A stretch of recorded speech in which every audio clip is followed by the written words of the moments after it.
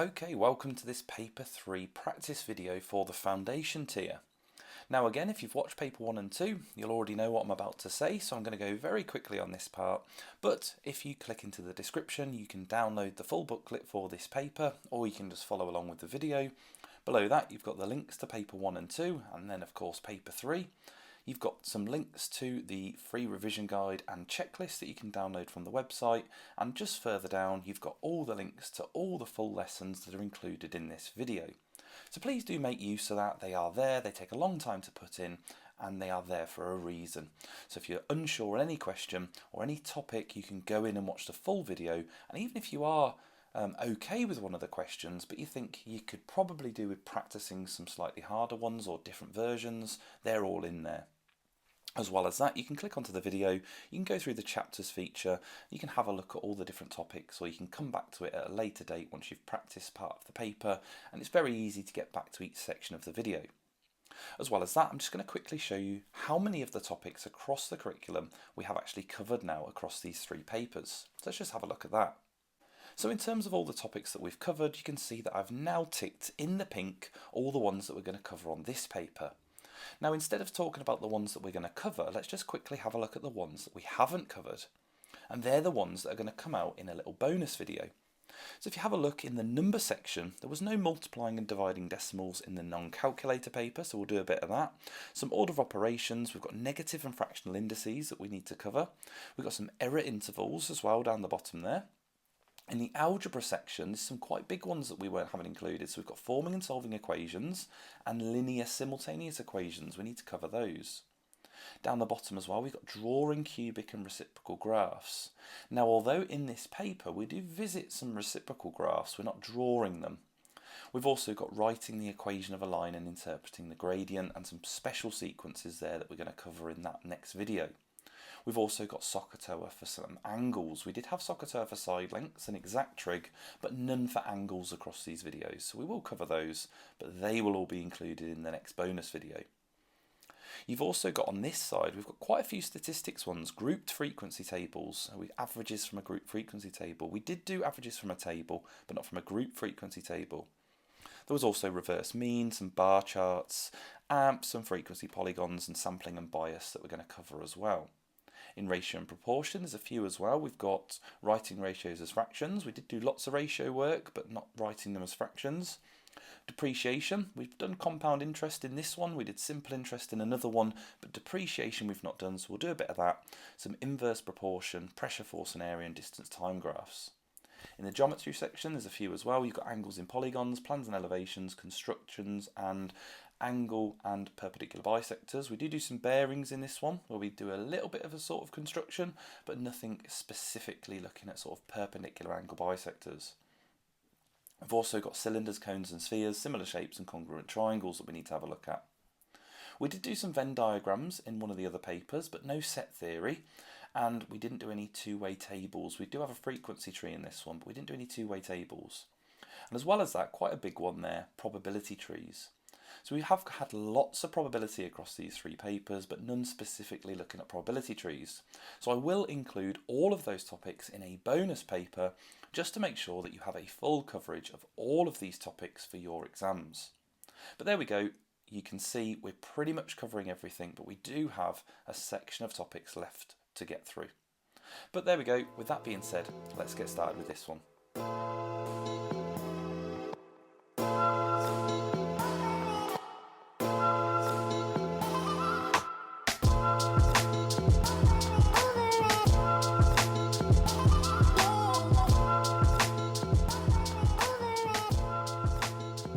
Okay, so getting started with paper 3. This is obviously for the foundation tier, and again, if you want to print off the booklet, you've always got the QR code that will bring you straight back to this video whenever you want. But getting started with the paper. So question 1, not forgetting for this paper, we are going to be using a calculator, so I'm going to be using my calculator throughout this where and when I need it. So write the following numbers in order of size and start with the smallest number. Nice question to start with. We want to look for the 0 point numbers here, so 0.12 would be our smallest.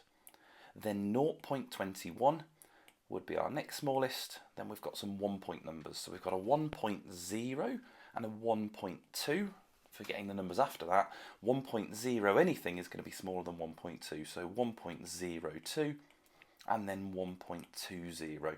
And there you go, I'm writing the full numbers in as they were written in the question.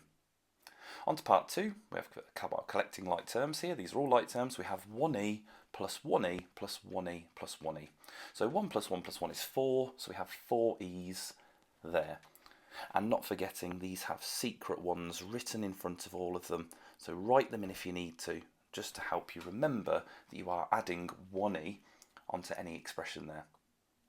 So question 3, write 0.19 as a fraction. That goes into the hundredths column. We've got our tenths, then our hundredths.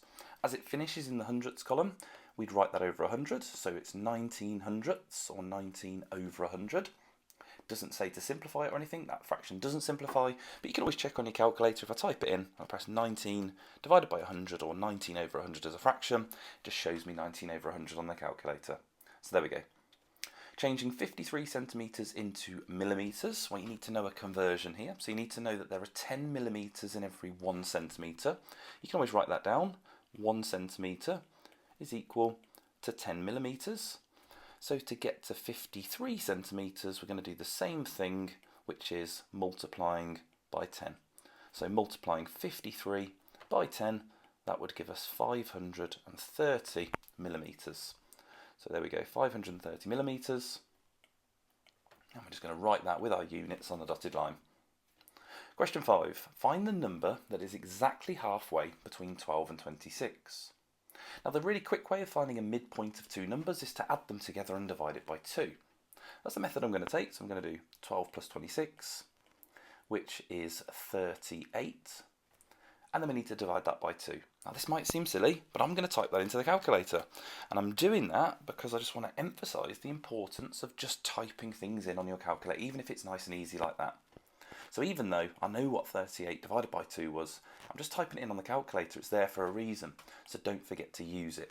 Okay, so there we go, 19 for that one. Question 6, on the diagram below, draw a segment of the circle and shade the segment. A few things you could be asked to draw on a circle like this, but when we are looking at shading a portion of the circle, there's probably 2 really key ones we could be asked for. So if we had the centre drawn in, which this one doesn't, we might have been asked to draw a sector, and that right there would be like a kind of like a slice, as if you were slicing a pizza. We're not being asked to draw a sector, we're being asked to draw a segment. I'm going to get rid of my sector there. A segment, if I just connect any point on the circumference with a straight line to another point on the circumference, it creates 2 segments. So we have a smaller segment, or slightly smaller segment that I've created on the left. I'm going to shade that one in, but I could actually shade in the larger segment on the right there as well, depending on sort of how you're looking at this. So there we go, there is a segment of a circle. Question 7, there are 100 beads in a bag. 50 are red, 25 are blue, 15 are green, and the rest of the beads are yellow. Hafsa takes at random a bead from the bag. How many yellow beads are in the bag? Well, to start with, we want to add together what we know here. So we have 50 plus 25 plus 15. And again, you can type that into your calculator if you want. That adds up to 90. So in terms of how many are left, well, if there are 100 beads in total, we would want to do 100 take away 90. And that would leave us with 10 beads. So there we go, 2 marks for that one. And again, even though you might have been able to do that question in your head, always write down the working out. Because if you do make a mistake, you're getting 0 marks. But as long as you've written the correct working out down, there's a good chance that you're going to at least make sure you get 1 mark. And obviously when you're kind of rushing in the exam, particularly on these earlier questions, you don't want to be losing marks on some of these slightly easier ones. It then says Hafsa takes at random a bead from the bag. Write down the probability that the bead is green. Well, let's have a look. It said that there were 15 green beads, and that's out of 100. So we would just write the answer 15 over 100. Now you might spot that that fraction simplifies. The top and bottom both divide by 5. Again, I don't need to do that because I can just type it in on my calculator. If I put 15 over 100 and press equals, I get 3 over 20. Now I could write either of those answers. I'm not going to write them both. I wouldn't write there 15 over 100 or and 3 over 20. I'd only write one or the other. When giving probabilities, you never need to simplify the fraction, only if it said give your answer in its simplest form. So either answer's fine, full marks for both, but you don't need to simplify it, so don't overcomplicate these earlier questions. Question 8. In Josiah's garden, the flowers are only red, white, yellow or blue. The chart shows the number of red, white and yellow flowers, so it's missing these blue ones. So looking at the chart, you can see red, white and yellow. It says the total number of flowers is 30, work out the number of blue flowers. So if we count these bars, well, this one on the left here goes up to 8, the white one goes up to 10, and the yellow one is just between 4 and 6, so that would be 5. So if we add those together, 8 plus 10 is 18, plus the 5 is 23. So at the moment we have 23 counters. Now again, I know that the answer now is going to be 7, isn't it? Because it has to go up to 30, but I'm still going to write that down. So 30, take away 23, and I'm just going to write that equals 7 and stick that on my dotted line. Again, it's very easy when you rush in just to miscount one of those numbers and just make a mistake there. And if you did it all in your head, again, you're going to be losing marks. Part B, it says write down the mode. The mode literally sounds like the word most. It's the most common or the most frequent. So I'm looking for which one's the most common. Well, looking at my bar there, you can see that we've got 10 white counters. We worked out that there was only 7 blue, so white is still the mode. So for writing down the mode, I'd just write down white, or you could write down white flowers there. Okay, so there we go. Question 9. There are 80 men, women and children at an event. 50% of the people are women, 30% of the people are men. Work out the total number of children at the event. Well, we could do this in a couple of steps. I could work out 50% to find out how many women there are. So 50% of 80, or 10% is 8, times that by 5, that'd be 40. 50% is obviously quite a nice one to work out. 30% are men, so again 10% is 8, times that by 3 is 24. So I know how many women and men there are. If we add those two together, that adds up to 64 men and women. So working out the total number of children at the event, well, we would just do 80, take away 64. Again, do that on your calculator if you want, and that is 16. So our final answer there is 16. You could have done that in a slightly different way, to be fair. You could have spotted, look, well, if 50% and 30% are men and women, in total that's 80%.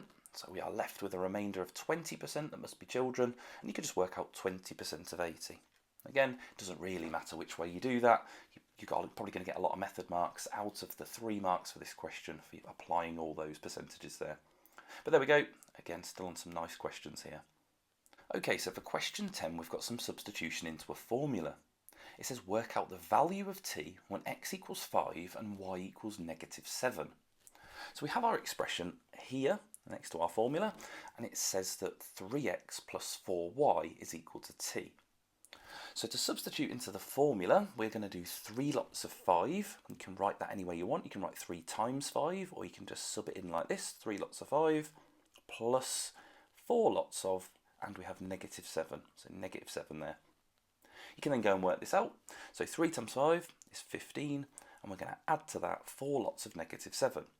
4 lots of -7 is the same as 4 times 7, but with a negative symbol in front of it.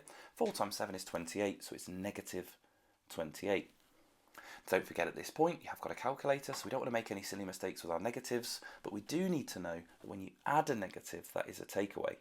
But of course, if we type it into the calculator, 15 plus -28 gives me the answer -13 anyway, so I don't need to worry too much about that because the calculator's done it all for me. So my answer is -13.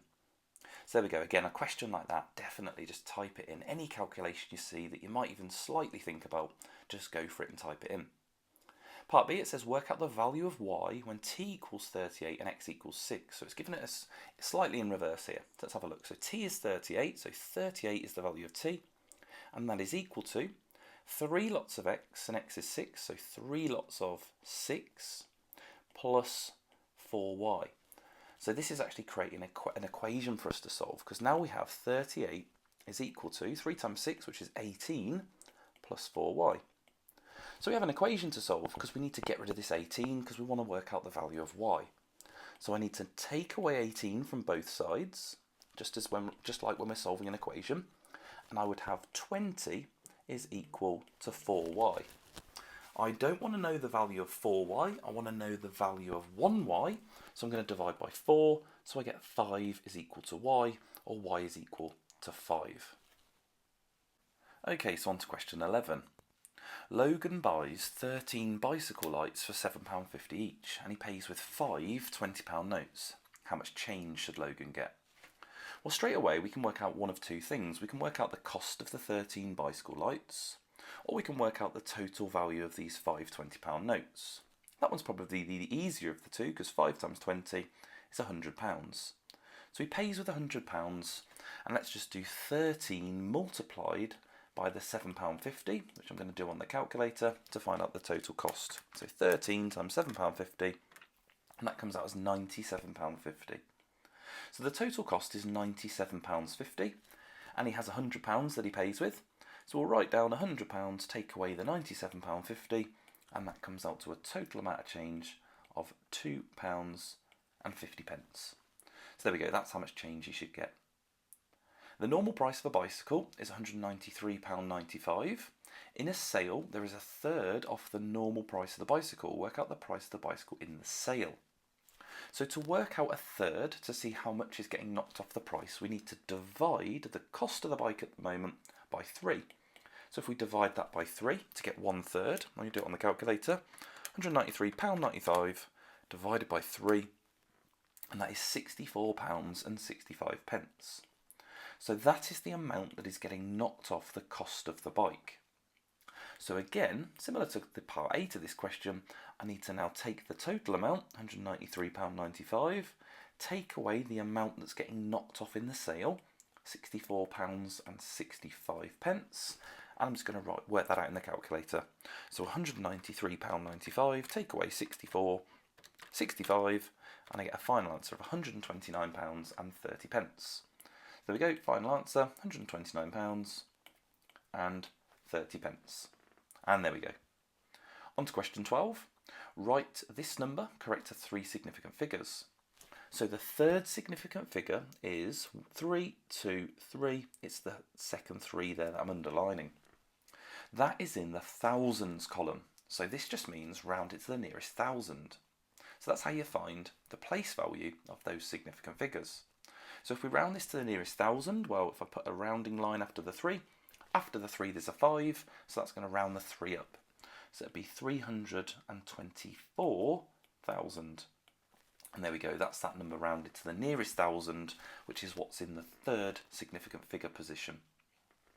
On to question 13. Right, so we've got some slightly longer questions now to start looking at. So Tiana has a van. She's going to use the van to deliver boxes, and each box is a cuboid, 40 by 30 by 35. And we can see a picture of the cuboid. The space for boxes in the van has a maximum length of 2.4 metres, a maximum width of 1.5 and a maximum height of 1.4. And the space for boxes is empty. Tiana wants to put as many boxes as possible into the van, work out the maximum amount of boxes Tiana can fit in the van, and you must show how you can get your answer. So for this one here, there are 2 ways of approaching this. Now the first method, because we are kind of looking at the volume here of the van, so we could work out the volume of the van, the volume of the box, and see how many volumes fit in. But that's not going to work for every single question. It might be that it does work for this one. And as a fail-safe method, that's probably what I'd do. I'd do that working out and I'd just hope for the best. But hopefully, as you're watching this video, you're going to think about this in a slightly different way. Now if we imagine the van, now obviously I'm not going to be able to draw sort of to scale here, but obviously it's a bigger cuboid than the box. It's going to be a much bigger cuboid than the box. And it's telling us the dimensions of that van. So the length is 2.4 metres. We want to write that in centimetres, so that's 240, as the box is in centimetres. Of course, you could write the box in metres as well, but I'd rather not deal with all these decimals, so 240. The width is 1.5, so that's 150, so we'll put that over here where the 30 is. And the height is 1.4, which is 140. And we'll put that in the same position as where that 35 is. So if we think about this logically, in terms of how many boxes would fit along the length, well, if that is 40 centimetres in length, and this is 240, if we do 240 divided by 40, that tells us we can fit 6 boxes along the length. And if I was to kind of draw that in, that kind of look like this. We'd have 1, 2, 3, 4, 5, and 6, and that would take up right to the end of the van there. If we think about the width, well, the width is 30, and the width over here is 150. And 150 divided by 30 would fit 5 going along. It's going to be a little bit tricky for me to draw this. I'm not going to do them all, but you'd have 1, 2, 3, 4, 5 going along. So if we think about it, it does actually fit really nicely into the van. And if we think about going up as well, 35, how many would stack up to 140? 140 divided by 35, I'm just doing this on the calculator, is 4. So actually it does fit absolutely perfectly. So in the case of this question, you could have done the two volumes and divided them. We'd get the same answer. We can check it at the end. But actually, we can think about this one as a question where, you know what, we're definitely going to get the answer for this one, even if it doesn't fit perfectly. But in this case, it did fit perfectly. So in terms of working this out, it's 6 boxes going across, it's 5 boxes going along the width, and it's going to be 4 boxes going up. So each level of boxes, if we work this out, would be 6 times 5, so you'd fit 30 on the bottom level, and there's 4 layers of those boxes, so 4 times 30, and that works out as 120 boxes. So we're going to be able to fit 120 boxes, and that is the answer, but just to show you, we could do this in a slightly different way. Now what I could have done is worked out the volume of the cuboid as they fit perfectly, and this only works because they fit perfectly. So I can do 40 times 30 times 35. Let's work that out. 40 times 30 times 35, and that's the volume of that cuboid. That's 42,000 centimetres cubed. Then we can work out the volume of the van, which is going to be 240 multiplied by 150 multiplied by 140. So 240 times 150 times 140. That gives us a huge number, and this is where it starts to get a bit messy using this method. 504 and then 4 zeros, so that is 5,040,000 centimetre cubed for the van. So we would divide that by the 42,000, so our original cuboid, and we get the answer 120. So I could write that down here. It was 5 million, well, let's see what it was, 5,040,000, 5,040,000 divided by the box 42,000, and I get 120 as well. So either of those methods for this question would be absolutely fine. But remembering the fact that if the boxes didn't fit perfectly, there may have to be a gap in the van. And if there's a gap in the van, the volume method is going to give you an incorrect answer. I do think it'd be pretty harsh at question 13 if they threw something like that in, but we are thinking logically here. Actually, the original method there wasn't overly complicated, and that would help you with other questions as well that may appear later on in the paper. But there we go, our answer is 120, 2 different methods there for you to think about, and there we go, there's our answer. So question 14. The pie charts show information about the favourite animal of each student at school A and each student at school B. And we can see school A on the left, school B on the right. It tells us here that there are 480 students in school A and 760 students at school B. Alfie says the same number of students at each school have tigers as their favourite animal. Is Alfie correct? And you must show how you get your answer. So we need to have a look at what percentage or what fraction of students like tigers in each one. Now I'm going to do something strange. I'm going to start on the right one because I've spotted that tigers is 90 degrees in this circle. And 90 degrees, I don't know why I'm writing a 3 there, let's get rid of that. 90 degrees out of the total, 360. If I type that in on the calculator, that's 1/4. Hopefully you know that that's a quarter of the circle anyway. So if I work out 1/4 of 760, that's going to tell me how many people at that school like tigers. And that's just dividing by 4. So 760 divided by 4 on the calculator is equal to 190. And again, just so you know what I've done there, I'm just going to write divide by 4. That's how you find a quarter. So 190 in school B. School A is slightly more complicated because we have to work out the angle. We have x here and x here, which just means that they're the same.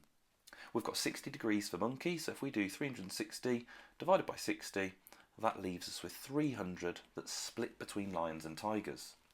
So if we divide that by 2, that's 150 degrees. So each of these are 150 degrees, and we're just going to take the same approach. What fraction like tigers? Well, that's going to be 150. Let's just draw this up to here. 150 out of 360. That's not as easy to spot how it simplifies. I mean, we can see it divides by 10, but let's just type it into the calculator. Simplifies for us, it comes out as 5/12. So we want to work out 5/12 of the total amount. There's 480 students at that school, not the 760 in school B. So 5/12 of 480. So we're going to find 1/12 to start with, which is dividing it by 12. Let's just write this here, divide by 12. So 1/12 is going to be equal to, and let's just do it on the calculator, 40. So 1/12 is 40. We want 5/12, so we need to times that by 5. And let's just write then that 5/12 will be equal to, and that's going to be 200, isn't it? But you can type it in on your calculator, 200. So clearly they're not the same. So it says Alfie says the same number of students. Is he correct? You must show how you're going to get your answer. Well, we've definitely shown how we got our answer. We just need to say, no, Alfie is not correct. There we go, along with our working. And look at how I've sort of written it all down really clearly, and I've underlined those two numbers. So I don't need to write a massive statement there that says because there are 190 students in school B that like tigers and 200 in school A that like tigers. But if your working out is messy, you're going to want to write a really nice clear conclusion to your answer. Right, so there we go, question 15. Now, question 15, we are going to have to do this using a protractor and a ruler, as this question is on bearings. So we're going to switch over to something where we can have a look at this with a protractor and a ruler. Okay, so for this question it says we have an accurate scale drawing that shows the positions of port P and lighthouse L, and we can see those on the diagram. It says Dan sails his boat from port P on a bearing of 70 degrees, and he sails for 1.5 hours at an average speed of 12 kilometers per hour to port Q. It wants us to find the distance in kilometers of port Q from lighthouse L and the bearing of port Q from lighthouse L. So if we're going to do this, we need to know exactly where these positions are going to be. So let's think about this. Now, for the first part, we've got a 70-degree bearing from port P. Now, if we get our protractor then, we want our protractor pointing up the north line, so we want to do that perfectly vertically. And we want to get that crosshair right in the centre up over the P. So there we go, I'll get it as close as I can. So there we go. Now we want to mark out where 70 degrees is. So for 70 degrees, I want to go over to the 70 on the outside as I am measuring from the outside. So this will be just here, so I'm starting from the 0. So that's going to be 70. I want to pull my protractor out the way, and now I know the angle that I'm going off from P. So to join this up, I want to get my ruler. It's a little bit awkward for me to do, but I want to make sure that that is perfectly aligned in that direction. There we go, so I've pretty much got that perfect. I'm going to pull it down to 0 and then just line it up there perfectly. Now I just need to think how far I'm actually going to measure this. Now this is going to be very different if you've got this printed off on paper. Depending on the width of the borders on the paper it's been printed on, this is obviously going to measure differently. So you kind of just have to follow along with me. And obviously if you've got the paper printed off, you can do it in your own way. But it says he sails for 1.5 hours at an average speed of 12. Well, for the first hour, he is going to go the full 12 kilometres. So in 1 hour, he will go 12 kilometres. He's also doing another half an hour. So the half an hour, he is going to do half of that, so he'll do 6 kilometres. So in total, it's 18 kilometres away. So we want to look at our scale. It says 1 centimetre is 4 kilometres. So we want to divide that by 4.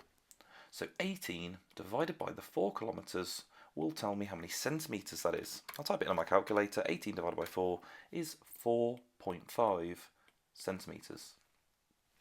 So on my diagram, 4.5 is only there. Now, of course, on your diagram, that might actually be different. So you're going to have to think about how this is going to look on your diagram. So I'm going to join that up with a nice straight line. And there we go. There is my 4 centimetres. I'm going to move my ruler out the way. So now I know where port P is. So I'm going to, that's not port P, that's port Q. So I'm going to label that Q so I know exactly what it is. And I'm going to want to draw a north line in. So ideally do that with your protractor. I'm going to pull the protractor over. There we go. Hopefully that's still pointing north, which it should be. I'm just going to put a little mark up here so I know where north is. There we go. I'm just going to draw my north line in up to that. There we go. And I'll label that north just like the other ones. So now I can answer both the questions below. So the distance in kilometres of port Q from lighthouse L. And if I want to measure that, I'm going to have to get my ruler. I'm going to have to start on Q, measure down to L, and that for me comes out as, I'm going to be perfectly accurate here, that comes out as 4.9 centimetres. Hopefully you can see that just there, 4.9. So that there is 4.9 centimetres. I'm going to write it just to the side. So 4.9 centimetres. We want to know what that is in kilometres. Well, every 1 centimetre represents 4 kilometres. So to work this out, I'm going to multiply that by 4, as it's 4 kilometres to every centimetre. Type that in on my calculator, so 4.9 multiplied by 4. And for me, that comes out as 19.6 kilometres. And again, just want to emphasise that yours may be very different to that because yours is going to be printed on paper. So 19.6 kilometres for my answer. It then says find the bearing of port Q from lighthouse L. Now if I want to find that bearing, the easiest way I can do that is obviously to draw a nice straight line connecting these two. That's going to just help me to measure the angle. So if I draw that line in, that's going to really help me just with using the protractor. Now we know that when we're looking at bearings, we have to go clockwise. So we want to know this angle here all the way around the outside. Now that's not the easiest to measure unless you have a 360-degree protractor. So what I'm going to do, I'm going to measure using the inside numbers this time, this little angle on the inside. So I'm going to put my crosshair on the point there, make sure that my protractor is perfectly pointed at the north line. I'm going to measure that angle. So hopefully you can see, look, that comes out as 30 degrees. I've got to use the inside number because I am measuring anti-clockwise, but that comes out as 30 degrees. So I'm really happy that that's come out as a nice number. That's 30 degrees. And then we just need to make sure that we do the clockwise angle. So we know that angles around a point add up to 360. So this full bearing here will be 360, take away 30, and that is equal to 330 degrees. Now that should be the same regardless of whether you are using this on larger paper, unless of course yours is slightly more accurate than mine because you can see a little bit better, but that is 330 degrees. So my two answers here, I've got 19.6 and 330. Okay, let's go back to the paper.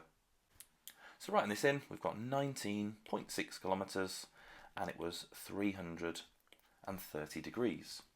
There we go, lots of marks for that question, but hopefully that broke it down quite nicely. So question 16. On the grid below, draw the graph of y equals 1 minus 4x for the values of x from negative 3 to 3. Well, we could draw a table for this. It hasn't given us a table, but I would always draw a table of values from negative 3 for the value of x up to 3. Now this is a linear graph, so it is going to form a sequence, which makes it really nice for us. So we just need to work out a couple of values and see what that sequence is going to be. This one is particularly nasty because it's 1 minus 4x, so you've just got to be a little bit careful. So when x is negative 3, you'd have 1 take away 4 lots of, and we're just doing substitution again, negative 3. 1 take away, and 4 times negative 3 is negative 12. So that's 1 take away negative 12. Of course you can type this all in on the calculator, and hopefully we know that double negative there is becoming an add. So we have 1 plus 12, which is 13. So my first number there is 13. Look at the table, it does go up to 16, so 13 is a fine value for us to have got at that point. Let's do one more. So for the negative 2, we've got 1 take away 4 lots of negative 2. That's 1 take away negative 8, which is 1 plus 8, which is 9. And there we go, 9's that next number. Now you can continue doing this, or you can look at the pattern. Now the pattern there shows that it's going down in 4s. So if I take away 4 from 9, I get 5. If I take away 4 again, I get 1. Take away 4 again, I get negative 3, negative 7, and then negative 11. And again, I just do that on the calculator. Now with a linear graph, that should make a straight line. So if we draw this in, negative 3 to 13, negative 3 and 13 is between the 12 and the 14, so just there. Negative 2 and 9 is here, and -1 and 5 is here. 0 and 1 is there, and then going across every one, we are going to go -3, -7, -11. So let's have a look. -3, -7, and -11 on that 3 there. So there we go, that's what it should look like. Now with a linear graph, we need to join this up with a ruler, not like a quadratic graph where we draw a nice smooth curve. We are drawing this up with a ruler and making sure it is a nice straight line. There we go, I'll try my best, just make sure you don't miss any of the points. There you go, much easier when you can use a ruler. And there you go, there is your linear graph. So when you're not given a table, make sure you draw the table, and you can obviously do the calculations that I did to the side there on the calculator, so even easier. Okay, on to question 17. Right, so we've got some best value. So soap powder is sold in 3 sizes of box. We have some information, but we can see that in the picture. Which size of box of soap powder is the best value for money? And you must show how you get your answer. So with value for money, we're looking at which one is cheapest per kilogram, or whatever unit is in the question. This one's about kilograms. So we've got 2 kilograms, 5 kilograms, and 9 kilograms. There's 2 different ways you can do this. You can find the lowest common multiple of 2, 5 and 9 and make them all bigger and find the cost for a similar amount. Or you can just break it down. What I mean by that is we can divide this one by 2. That would give me the cost for 1 kilogram. I'm going to do it on the calculator. So £1.89 divided by 2, and that comes out as 0.945. Well, that is 0.945 pounds per kilogram. That's 94.5 pence. We can divide this one by 5, as that's 5 kilograms, so £4.30 divided by 5. That gives me 0.86. So already you can see that one is better value than the 2 kilograms, because it's 86 pence per kilogram rather than 94 and a bit pence. And the last one we're going to divide by 9. So £8.46 divided by 9, that gives me 0.94. And there we go, we can see that that middle box, the 5 kilogram box, is the cheapest as it's 86 pence per kilogram. So where it says you must show how you get your answer, well, we've shown our working out very clearly there. I'd probably write that down below, but as we don't have much space, I thought I'd just write it under the picture. And we want to write a conclusion. So I'd want to write here 5 kilograms is best or better value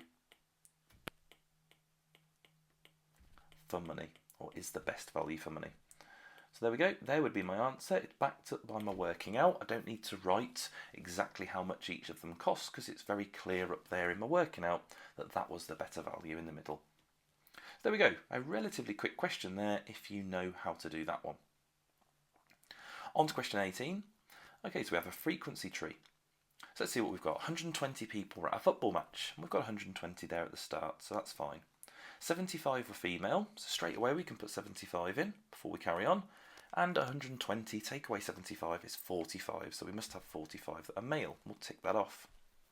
29 of the males wanted to stand. So let's put that in. So males, 29 wanted to stand, and we'll tick that off. And before we move on, we can also work out how many wanted to sit. So we could do 45, the total amount of males, take away 29, that gives us 16. So 16 wanted to sit. We're then given some more information. So 25 of the people wanted to sit. So we're going to have to work out 25% of 120. So 25% of 120, let's have a look, that's 1/4. So that's going to be 30. Of course, you can do whatever method you like there. You can get 1%, divide by 100 and times by 25 on your calculator. 25% is quite a nice one. So 30 people wanted to sit. Now we already know that 16 males wanted to sit. So we can work out this box here because we know that those two have to add up to 30. That's what we've just worked out. So if we link them together with a 30, we know that this one here must be 14. We can now work out how many wanted to stand for the females because we can do 75, take away 14, and do it on the calculator. That comes out as 61. So just read the question. It says use this to complete the frequency tree. So there we go, we have completed the tree. It's not asking us anything about it on this question, but there we go, we've completed our frequency tree. Okay, on to question 19. On a farm, the number of cows and the number of sheep are in the ratio 6:5. The number of sheep and the number of pigs are in the ratio 2:1. The total number of cows, sheep and pigs on the farm is 189. How many sheep are on the farm? So straight away this looks like a really complex question, but as soon as I see two ratios, I know that I need to join them up. So I'm going to write out the three things we have. We have cows, we have sheep, and we have pigs, and I've just written that in the order that they've given it us in the question. For cows to sheep, it's 6 to 5, and for sheep to pigs, it's 2 to 1. Now sheep is mentioned in both, so I'm going to have to do a new line, sheep there, pigs here. Now we can write this as a three-part ratio as long as this number in the middle is the same number. It's currently not the same number, it's a 5 and a 2. So we want to find the lowest common multiple of 5 and 2, and that's 10. So I can multiply both numbers in the top ratio by 2 and both numbers in the bottom ratio by 5. If I do that, the 6 and the 5 in the top ratio will become 12 and 10. If I do that for the bottom ratio, the two numbers there, well, the 2 will become 10 and the 1 will become 5. Now, because that middle number is the same, we can now essentially just squish that together. Or in other words, I could take this number at the end, stick it just there, and just get rid of this 10 on that second ratio. So I can just write it as a three-part ratio. Now I know the ratio of all three of them put together. So I can answer this question where it says the total number of cows and sheep and pigs is 189. Well, if the total is 189, I want to share that in this ratio.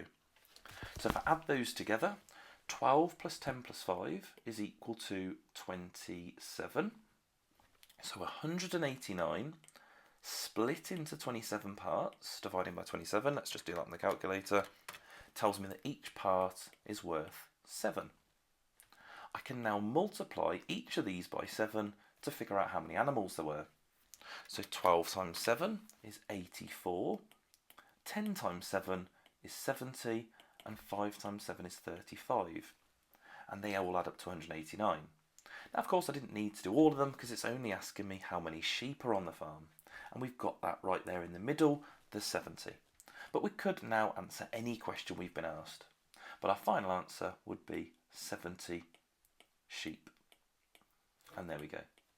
So that is combining ratios where we were also having to share in a ratio. Okay, on to our next question. So question 20, we have expressed 56 as a product of prime factors, and then we also have finding the highest common factor. So we need to think two numbers that multiply to make 56, and if they're prime, we're going to circle them. So in your calculator, you can just type in 56 divided by something and see if it works. I've gone for 56 divided by 8, that works, it's 8 and 7. 7 is prime, so I'm going to circle it. 8, I know now, is 2 times 4, circle the 2, and 4 is 2 times 2. They're all prime. So I can write my answer in two ways. I only want to pick one of these, but I can either write 2 times 2 times 2 times 7, or I can simplify those three 2's there, and I can write 2 cubed multiplied by 7. It doesn't matter which one of those you write, unless of course it says that you need to write your answer in index form, which means using powers. So either answer's fine. For the next one, I found the highest common factor, 24 and 60. Now, even if you think you can spot the answer, always write down some of them because you get marks here for writing down at least 4 factors. So let's write these down. So 24, I can have 1 times 24. I can have 2 times 12. I could have 3 times 8. And I can keep going, 4 times 6, and that's all the factors. I then just want to go through each factor and see if they go into 60. Now, I don't know off the top of my head if 24 goes into 60, so I'm just going to do on my calculator 60 divided by 24, and that gives me 2.5, so that's not a factor, so I can cross that off.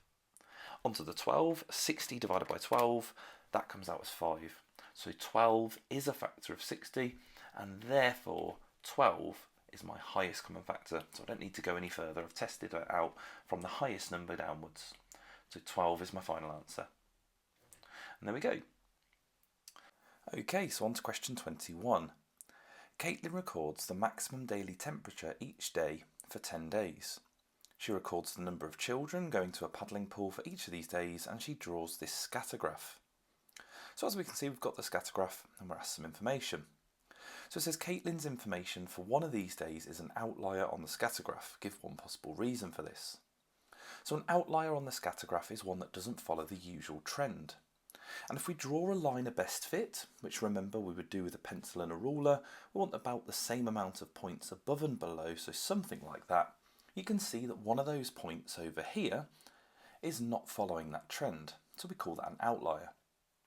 So when it says here it wants us to give one possible reason, we just want to think logically about why this might happen. So on that day, if we have a look, the maximum daily temperature was 24 degrees, so it was a relatively hot day. Now normally when it's 24 degrees, there's a lot more children. So if we were to sort of trace across, you can see on this day there was only around 12 to 13 children. But normally at that sort of temperature, if we go up the graph, we've got this one just here, that's around 42. Now, why might in real life there be a hot day where there's not as many children at this paddling pool? So if we think about a logical reason, anything here that seems legitimate is absolutely fine. So perhaps it was a weekday and those children were at school. Perhaps, maybe the paddling pool had been closed for part of the day. There's any sort of logical reason that you can think of is absolutely fine, but we want to write down something that sounds really logical. So I think a really good one for this, and obviously there's loads of different answers that you could give, but I think a good day for this might be something along the lines of, it was a weekday when children were at school, something like that. Does it state up here that she only does it on the weekend or anything like that? It just says the number of children going to the paddling pool for 10 days, so no. So maybe that was a school day. So one possible reason for this, we could say it may have been a school day. There we go, it may have been a school day. There we go. Obviously absolutely loads of reasons that you could write there, but there's just one possible answer that we could give, and just emphasising the fact that it should be something logical. Okay, so on to question B. It says, what type of correlation does the scatter graph show? Now there's two different answers, well technically there's three different answers that we could give, but this one is sloping upwards. So anything going up in this sort of direction we would say is a positive correlation. So we're going to say positive for this answer, but if it was sloping downwards like that, we'd call that a negative correlation. And if it wasn't sloping in any direction, chances are we wouldn't be asked any questions about it, but we'd say it has no correlation. Questions where there's no correlation are very rare on exams, so the likelihood is it's going to be positive or negative, because otherwise we're not going to be answering many questions about that scatter graph. But it could be possible you might have a one marker that has no correlation that just says describe the correlation. But we're not going to have big questions like this where we're asked to use it to actually figure things out. So we're going to say here it's positive. It does say what type of correlation, so we don't have to write the word correlation with this one, but if it doesn't mention the word correlation in the question, you may want to write that in. So for good practice, I always write down the word correlation as well. There we go, just to make sure I don't miss that on a question where it doesn't mention correlation. So for part C, it says on the 11th day, the maximum daily temperature was 19 degrees. Write down an estimate for the number of children going to the paddling pool on the 11th day. Now what's really important about these questions is we use that line of best fit, which is why I drew it in the first place. So if we go up, we're going to try and have a look at 19 degrees, which is just here. This can always be quite awkward because you do have to look at the lines and figure out where 19 degrees is. Now 18 has a sort of slightly thicker line just there. 20 has a sort of slightly thicker line. So to find 19 exactly, if you have a look, there's 10 squares going between there, and we can zoom in and have a look. So we want to make sure we go perfectly 5 across. 1, 2, 3, 4, 5, and that's where 19 is. Check that on the other side. 1, 2, 3, 4 and 5 on the 20. So obviously making sure we're really careful, we then just want to trace a line up going to our line of best fit. So we're going to get slightly different answers here, because if your line of best fit is at a slightly different angle, you will get a slightly different answer, but you are allowed a range of answers. And then we want to go across from the line of best fit. So just to make this easy for me, I'm going to go across from there. There we go, just so I can follow this line. Again, you want to just make sure yours is absolutely perfect at where it hits the line of best fit. We'll go across, and we're just going to read this value exactly as it is on the graph. Now that looks like it's going to be 19 as it's 1 square below 20, but again, I just want to check the scale. So 15 is here, so 16, 17, 18, yep, I'm happy that that's 19. But again, emphasising the fact there, I've not rushed that. I have perfectly checked the scale to make sure that I'm happy with my answer. I don't want to spend 3 minutes drawing that in perfectly, getting my scale absolutely perfect, and then just quickly writing down an incorrect answer. So I'm really happy that that's 19. I'm going to put my estimate there as 19. There we go. That's why it says estimate as well, because we are just using our line of best fit. And of course, if I was to draw that line at a slightly different angle, which I could, it might come out as 18 or 21. And there's going to be a range of answers that you are allowed. But the important part is that you use your line of best fit. Okay, so we have another part for this one. It says it would not be sensible to use the scatter graph to predict the number of children going to the paddling pool on a day where the maximum temperature was 13 degrees Celsius. Give a reason why. Well, let's have a look at our graph. 13 is here, and if we sort of go up from 13, any point in this sort of region here, you can see that we don't have any points. We don't have any data where the temperature was 13 degrees. In fact, our lowest temperature is over here at 18 degrees, just there. So to use this graph to estimate 13 degrees wouldn't be very good because we don't have any data to support the days on that particular temperature. So any answer along that sort of reason would be absolutely great. So we'll just say we don't have any data to support this temperature. There we go, any data to support this temperature.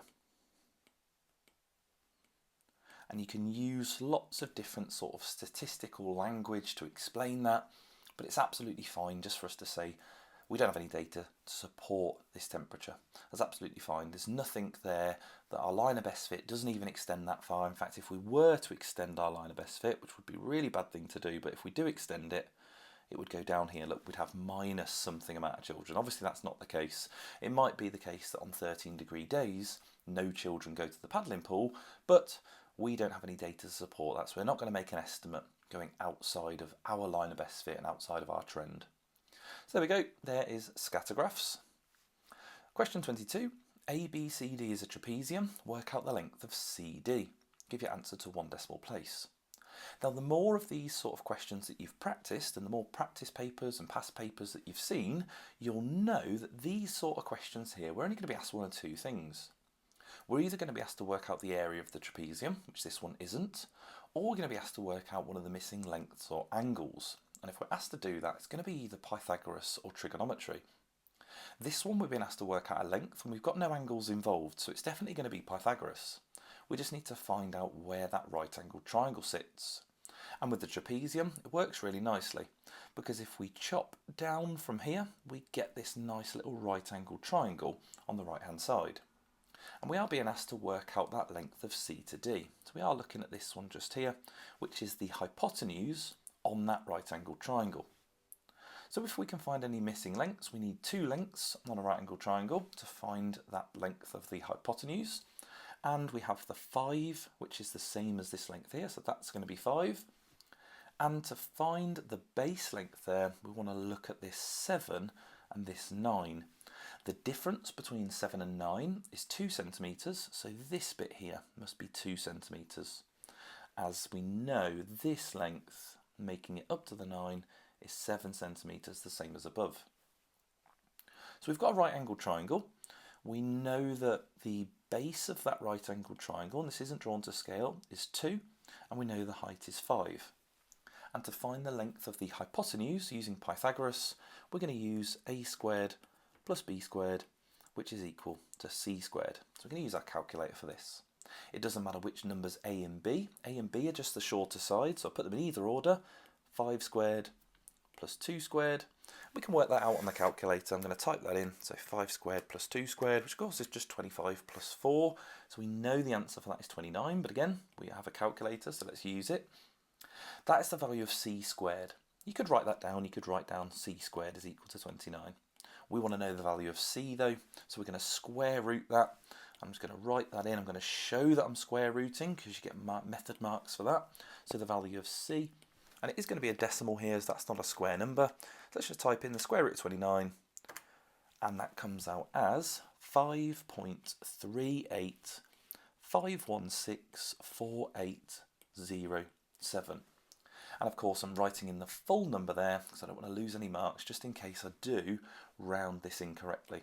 It says to round it to one decimal place, so the first decimal there is the 3, so after that is an 8, so that 3 is going to round up, so that's going to become 5.4, and that is in centimetres. Of course we are given centimetres on the dotted line for this, but just in case we're not, we don't want to forget that, so I just need to put 5.4, and there we go, that's our missing length. So there we go, there was applying Pythagoras to a bit of a problem where it wasn't glaringly obvious that Pythagoras was going to be used. Question 23, we have changing the subject of a formula. Obviously these formulas can involve lots of different processes, but when we have a square root in the formula, particularly when it's over the whole thing, to get rid of that and unlock the fraction underneath, we need to square both sides. If I just write a little squared next to it, you can already see that t becomes t squared. When we square the right hand side, the whole reason behind that was to get rid of the square root. So it doesn't change what's under the square root, it just gets rid of the fact that we were square rooting that side. That first step is really important because on these questions you get your first mark for doing the correct first step. So make sure you're really comfortable with the first steps when you're doing this, because if we make the incorrect first step, chances are we're not going to get any marks for even doing the whole rearrangement if we just do something wrong to start with. So now we have a fraction, we want to move the pieces on the top of that fraction. To do that though, we're going to need to get rid of this divide by 2. Again, that divide by 2 is locking in what we've got on the top, so we want to times by 2 to get rid of that. If we times by 2, t squared becomes 2t squared, and the right hand side, the numerator there doesn't change, but we've got rid of the fact that it was getting divided by 2, sorry. Now we have g plus 6, we want to make g the subject, so we want to take away the 6, as it's a plus 6, remembering we want to do the inverse, the opposite of what's happening to 6. And if we do that, we end up with, and we can write this on the dotted line, 2t squared, take away 6, and that is equal to g. Of course, you can swap that and write that the other way around. You can write that g is equal to 2t squared minus 6, but it doesn't matter which side the equals g is or g equals is. Okay, we can write that on the right or the left. It's absolutely fine, you don't have to mess around with that and try and mix it around. You can perfectly fine just to leave it as 2t squared minus 6 is equal to g. And there we go, there's changing the subject. On to question 24. It looks like we have some semicircles involved here. We'll definitely have some semicircles involved. It says a garden in the shape of a rectangle, ABCD, and a semicircle. AD is the diameter of the circle, so this one all the way across. And then it's going to ask us something about that. But straight away, if we're going to be looking at, and I'm assuming it's area, better read it because it might be asking about the perimeter of the garden, but let's just have a quick look. So Lexi is going to cover the garden with fertiliser. A box of fertiliser costs £4.99. Yes, so if we're going to cover the garden with fertiliser, we're looking at covering this area of the garden. There we go, so all of that is going to need to be covered. If we're looking at area, and we know that the area of a circle is equal to pi r squared, and we want to write that formula down straight away. If we look at a semicircle, of course, we know we're going to have to divide that by 2. So already we're thinking about how we're going to tackle this problem. If we're going to need the radius, and we have this length here, which is currently the diameter of that circle, then we want to think about halving that to get our radius straight away. Half of 8.4 is 4.2. And I probably want to write some working out down to the side, so 8.4 divided by 2 is equal to 4.2, just to show how I got that. So that's my radius. I could put equals r here just to remind myself. I do like to write down r equals and put what the radius is so I don't forget to use it. So we are going to work out the area of this garden because it says Lexi's been told one box of fertiliser will cover 12 metres squared. Each box costs £4.99. We want to work out the total cost of covering it. So we want to work out the total area, then we'll actually think about the amount of boxes we'll need. Now the area of the rectangle is really nice and easy for us to work out, especially as we have a calculator. We just want to do the length times the width to get the area of the rectangle. So that part would be 8.4 multiplied by 5.6. I'll type that in on the calculator, 8.4 times 5.6, and that comes out as 47.04. So 47.04 metres squared. We also want to work out the area of the semicircle. I'm going to do that over to the side. So pi r squared would be pi times 4.2 squared. Of course, we're going to divide that by 2 because it's half a circle, but I'm going to type that in first. So pi times 4.2 squared, and that is equal to 55.41. I could write that down, so 55.417,69441, and then we want to divide that by 2 as it's half of that, and then write that down, so that is 27.7088472, and again that's metre squared, just about fit that in. So now I have my two areas. I've got the area of the rectangle and the area of the semicircle. So we want to add those two together to get the total area. You'll write that down to the side, or actually I'm just going to put a plus there. I'm going to do it on the calculator, so plus 47.04, and that gives me a total area, I'll write this here, of 74.74888472. Now that there is my total area. Of course it says that one box is only going to cover 12 metres squared. We've got that there. So if I divide that by 12, that'll tell me how many boxes I need. I'm just going to type in divide by 12 on my calculator, press equals, and it comes out as 6.229 boxes. Now I can't go into the shop and buy 6 boxes and ask them to pour a little bit out, into a little bag or something. I've got to buy an extra box. That's just a real life scenario. So that's going to equal 7 boxes. So we've got to round up because we don't want to have a little gap that we've not filled in. So if I've got 7 boxes, each one's going to cost £4.99. So the final bit of working out I want to do is 7 multiplied by £4.99. And again, we can do that on the calculator. So I'm just going to type in 7 times £4.99. And that tells me my total cost, which has come out as £34.93.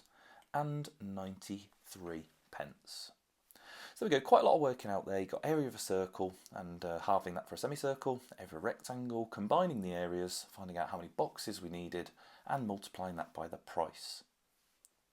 Part B says, Lexi finds out that 1 box of fertiliser will cover more than 12 metres squared a garden. Explain how this might affect the number of boxes she needs. Well, let's just imagine something slightly bigger than 12. If it was, say, 13, well, let's work that out. So 74 point, I'm just going to type in 0.748, not the whole thing, divide by 13, and that now comes out as 5.74. Obviously, I'd have to round that up, but I'd only need 6 boxes in that scenario. So that just gives me an indication of what's going to happen to my answer, because if I only have to buy 6 boxes, it's going to cost less. So in terms of how this might affect the number of boxes she needs, I would potentially, not necessarily, but I might need to buy less boxes. So if we write this down, I'll just write, she may need less boxes. There we go. Now it's specifically asked in that question how it would affect the number of boxes she needs to buy. It could have said though, how might this affect your answer to part A?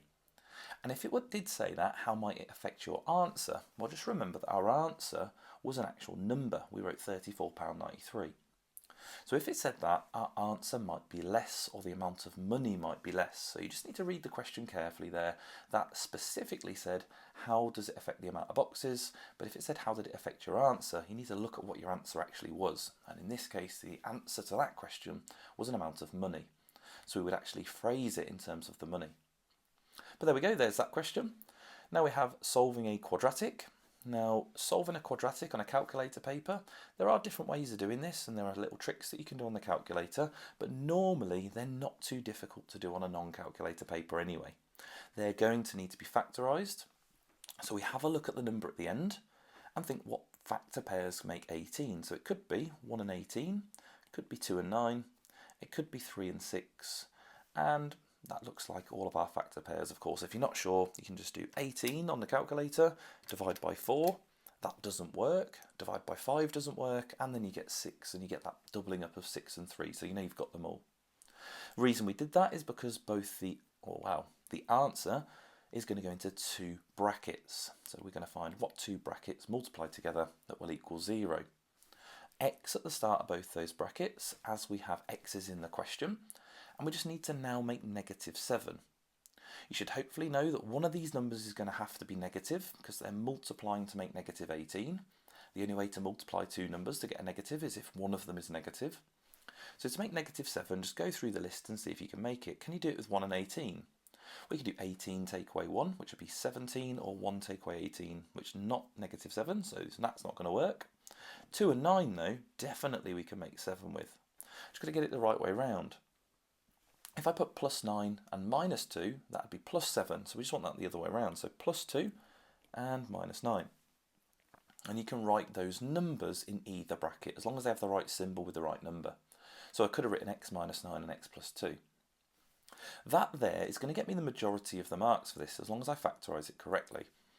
To get the full marks, though, I want to say what the solution is in this bracket and what the solution is in that bracket. Now the quick way of doing this is just to flip the symbols. So for the first one, x equals not +2 but -2. And for the second one, x equals not -9 but +9. So all we're doing is saying what value of x would make that bracket equal 0. So for the first one, -2 add 2 would be 0, and 9 take away 9 would also equal 0. So that's all we're doing, is flipping the symbols. So we'd say here, x equals -2, and x equals 9. And there we go, we get two solutions when we are factorising a quadratic. On to question 26, we have some column vectors. So it says vector A is 3 and -7, vector B is 4 and 2. Work out 1b, take away 2a's.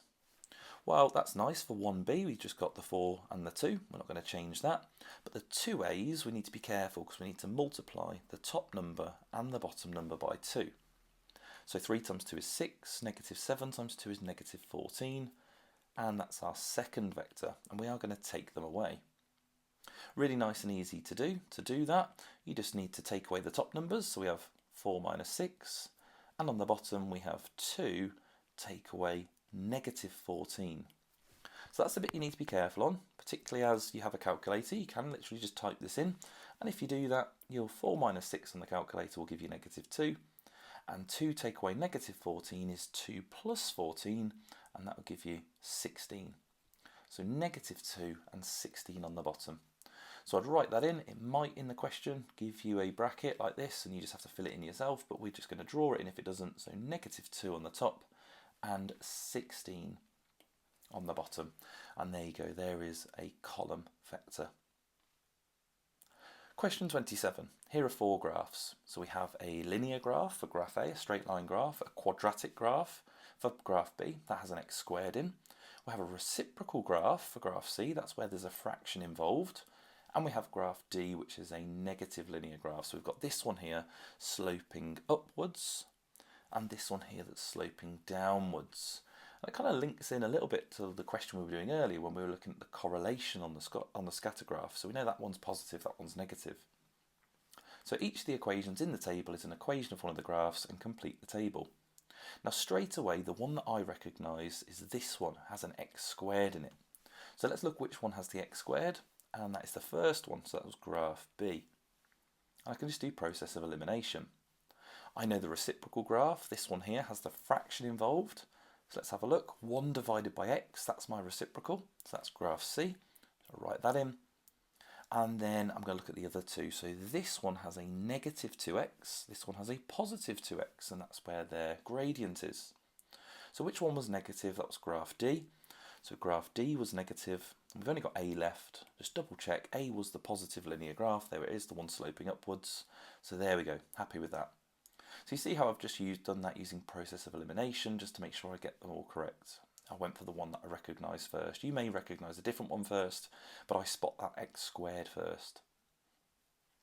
Okay, on to question 28.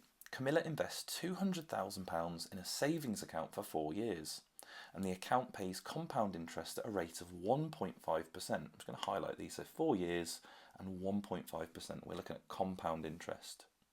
Calculate the total amount of interest Camilla will get at the end of 4 years. So very careful here because it does say the total amount of interest. So we don't just want the final figure, we want to know how much she actually gets on top of what she put in originally. So when you are doing compound interest with a calculator, I always use the multiplier method. You've got to make sure that you do this absolutely perfectly though if you do the multiplier method.